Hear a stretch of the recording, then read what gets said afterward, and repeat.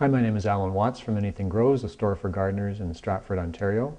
On behalf of expertvillage.com, I am pleased to speak to you about tips for new gardeners, looking at garden design. And the previous clip, we looked at two of the elements to consider in garden design, earth and air. And I'd like to speak briefly now about water and fire. Water in the garden is a really popular trend right now as well. Whether you're looking at a small water feature, tabletop fountain, or wall fountain, statuary fountain. There's many different options available. Or on a larger scale, water feature in the garden could be installing something like a pond. Swimming pools, I guess, also act as a water feature in the garden. It's just that it somewhat takes over the garden, but that's individual choice.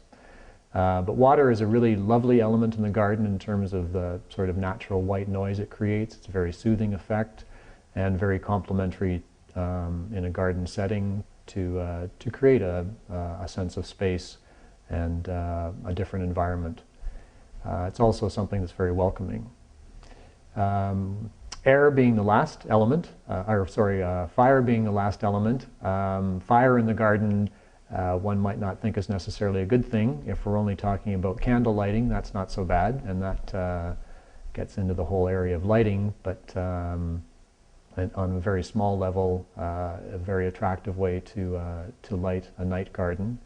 Also, what's popular now are fire bowls, fire pits, that have become legal in many communities because of their popularity, where you have the idea of an outdoor fireplace or fire feature, and that's very nice for entertaining. It can extend your season by being able to sit outdoors longer, earlier in the season or later in the season, or later in the evening, because you're able to have something that generates a nice heat, and everyone loves sitting by a fire.